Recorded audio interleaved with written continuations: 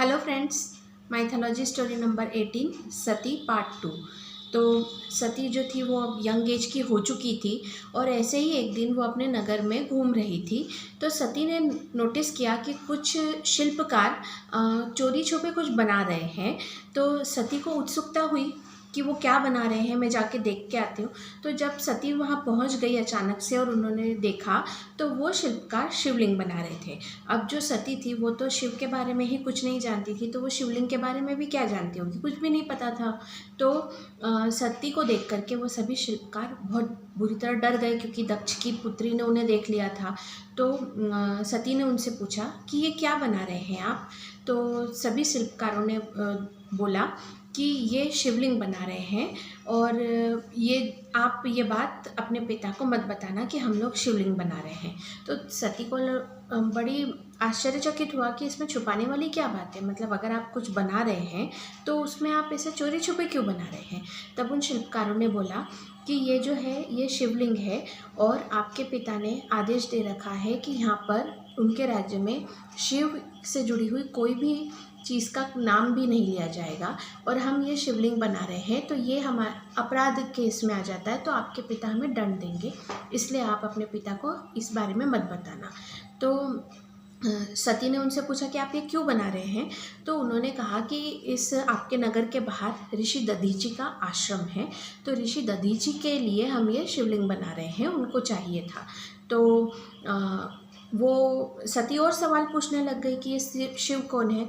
तो उन सभी शिल्पकारों ने बोला कि हम आपको किसी भी बात का जवाब नहीं दे सकते, अगर आपको कोई जानकारी चाहिए तो आप खुद ऋषि दधीची के आश्रम में जाकर के उन्हीं से पूछिए, क्योंकि हम अगर आपको बताएंगे तो जो है हमें प्रजापति दक्ष का दंड भोगना पड़ेगा। अब है ना, सती के मन में उत्सुकता आ गई थी कि ये शिव कौन है, शिवलिंग क्या है, वगैरह वगैरह। तो एक दिन मौका पाकर सती जो है किसी बहाने से अपने नगर के बाहर चली गई और ऋषि दधीची के आश्रम में पहुंची। तो जैसे ही सती ऋषि दधीची के आश्रम के अंदर गई, ऋषि दधीची ने तुरंत उठे और उन्होंने सती के पैर छू लिए। तो ये देख के सती को बहुत आश्चर्य हुआ कि आप तो इतने बड़े ऋषि हैं, आप मेरे पैर क्यों छू रहे हैं। तब ऋषि ने बोला कि माता, आप जो हैं आप मुझसे भी बड़ी हैं, क्योंकि आप जो मेरे आराध्य देव शिव हैं उनकी पत्नी हैं और इसीलिए आप हमारी माता के समान हैं और इसलिए हमने आपके पैर छुए। तो अब तो सती को बहुत ज़्यादा उत्सुकता हो गई कि ये शिव कौन है, तो और मैं उनकी पत्नी कैसे हो सकती हूँ। उन्होंने कहा कि मैं तो दक्ष की पुत्री हूँ और मेरा तो अभी विवाह भी नहीं हुआ है, तो मैं किसी की पत्नी कैसे हो सकती हूँ। तो ऋषि दधीची ने कहा कि आप जो हैं आपको विवाह की आवश्यकता भी नहीं है, क्योंकि आप जो हैं जब से ये सृष्टि भी नहीं बनी थी उसके पहले से आप दोनों पति पत्नी हो और आपका जो ये जन्म हुआ है, ये जन्म ही इसलिए हुआ है ताकि आपका विवाह शिव से हो। तो ये सारी बातें सुनकर सती को बहुत आश्चर्य हुआ। अब सती ने उनसे सब पूछा कि आप मुझे बताइए, क्योंकि मेरे पिता ने मुझे शिव के बारे में कुछ नहीं बताया है। तब ऋषि दधीची ने उनको सारी स्टोरी बताई, मतलब सृष्टि के निर्माण से लेके त्रिदेवों के जन्म हुआ और किस प्रकार से आदिशक्ति उनके शरीर से अलग हुई और उन्होंने मतलब जो दक्ष ने वरदान मांगा था और वो उनका जन्म हुआ, वगैरह वगैरह, मतलब पूरी स्टोरी उनको डिटेल में बताई। अब ये ऐसी जानकारी थी जो सती ने ज़िंदगी में पहली बार सुनी थी और सती का मनुष्य रूप में जन्म हुआ था, इसलिए वो सब कुछ भूल चुकी थी। तो उनको ये बहुत आश्चर्यचकित लग रहा था और उनको ऋषि दधीची ने दक्ष के घमंड के बारे में भी बताया, अहंकार के बारे में भी बताया और ऋषि दधीची ने ये भी बताया कि दक्ष जो है वो शिव से नफरत क्यों करने लगे थे। ये सारी बातें उन्हें बताई।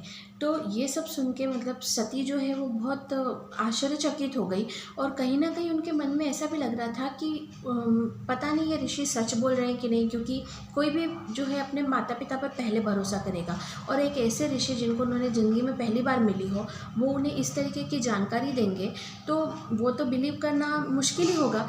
तो सती ने कहा कि मुझे आप पे भरोसा नहीं है, पता नहीं आप ऐसा क्यों बोल रहे हैं, तो आपके पास कोई सबूत है क्या कि आप साबित कर सके कि आप सही बोल रहे हैं। तब ऋषि दधीची ने उन्हें एक बिलपत्र दिया और वो बिलपत्र उन्होंने कहा कि आप अपने हाथों से ये बिलपत्र शिवलिंग पर चढ़ा दो, आप उनकी अर्धांगिनी हो, आप उनकी पत्नी हो, अगर आपने वो बिलपत्र चढ़ाया ना तो भगवान शिव स्वयं यहाँ प्रकट हो जाएंगे। तो जो है भगवान शिव जैसे ही मतलब सती ने वो शिवलिंग पे बिलपत्र चढ़ाया, तुरंत वहाँ पर भगवान शिव साक्षात प्रकट हो गए। और जब भगवान शिव उनके सामने आए तो सती उन्हें देखकर बिल्कुल पहचान गई, क्योंकि वो उन्हें कई सालों से सपनों में देख रही थी। वो इन्हीं शिव के दर्शन अपने सपनों में कर रही थी, तो वो तुरंत पहचान गई कि ये तो सही में भगवान शिव है। हाँ, तब उन्होंने उनसे पूछा, शिव से पूछा कि क्या मैं आपकी पत्नी हूँ? तो शिव ने कहा बिल्कुल आप मेरी पत्नी है। तो सती ने कहा कि इतने समय में आपने मुझसे कांटेक्ट करने की कोशिश क्यों नहीं की? तो शिव ने कहा कि आपका जन्म हुआ है दक्ष की पुत्री के रूप में, जिस वजह से जो जीन्स इफेक्ट रहते हैं, जैसे हमारे माता पिता के जीन्स इफेक्ट बच्चों में आते हैं, तो आपके अंदर भी अपने पति के मतलब अपने पिता के जीन्स इफेक्ट है। आपके अंदर भी क्रोध है, अहंकार है, और आप मनुष्य रूप में जन्म लिया है। तो मनुष्य के शरीरों में काफ़ी सारी अशुद्धियाँ होती है, तो वो सब आपके अंदर है। आपको तपस्या करके अपने शरीर की सारी अशुद्धियों को ख़त्म करना होगा, और अपने आदि शक्ति के जो स्वरूप है उसमें आपको अपने आप को ढालना होगा। आपकी जो पावर्स है उसे एक्टिवेट करना होगा। उसके बाद में आप मेरी पत्नी बन सकती हैं। लेकिन इस वक्त आप एक साधारण कन्या हैं, और इसलिए मैंने आपसे कांटेक्ट नहीं किया।